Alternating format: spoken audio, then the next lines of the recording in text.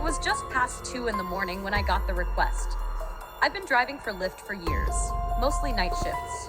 The roads are quieter, the tips are better, but occasionally you encounter rides that leave you shaken in ways you never thought possible. I thought I'd seen it all. Odd passengers, strange requests, but nothing even came close to what happened that night. The request came from a convenience store just a few blocks away. At first, it seemed ordinary, but a chill ran down my spine as I approached. The store was completely closed. Lights off, empty parking lot, not a single car in sight. I slowed the car instinctively, and then I saw him.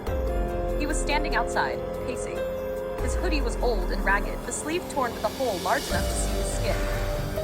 He couldn't stand still, constantly glancing over his shoulder, as if someone very real, was chasing him. My gut twisted. Something about him screamed danger.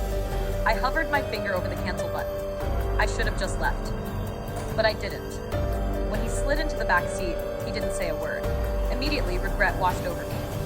Most passengers scroll on their phones or stare out the window, but not him. He just sat there, staring straight at me through the rearview mirror, unblinking, unwavering.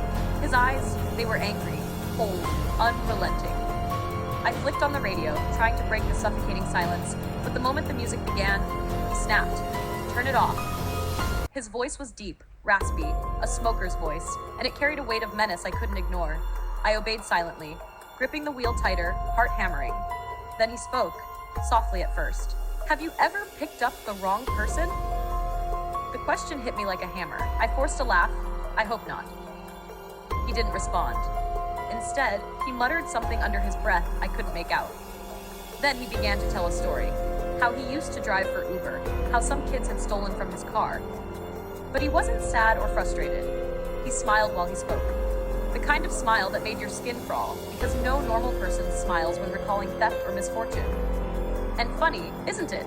He said at the end. How much trust you put in the person sitting right behind you. The words sank like ice into my chest. Suddenly, I didn't see him as just a strange, possibly drugged passenger.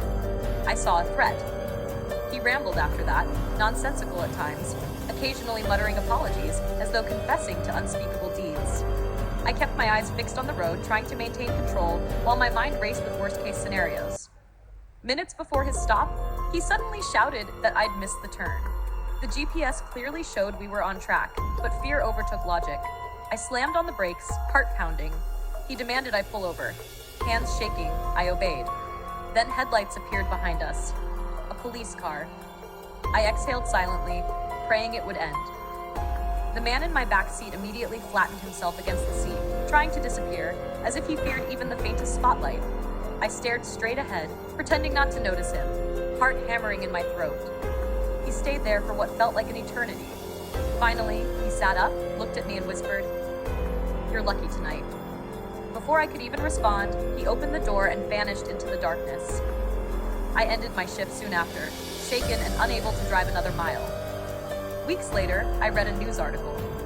The convenience store where I'd picked him up had been robbed that very night, just 2 blocks away. I still shiver when I think about it. I had been inches away from a dangerous criminal. That man could have done anything to me, and there was nothing I could have done to stop him. That night, my world had changed. Trust had become terrifying, and the shadows of the road were never safe again.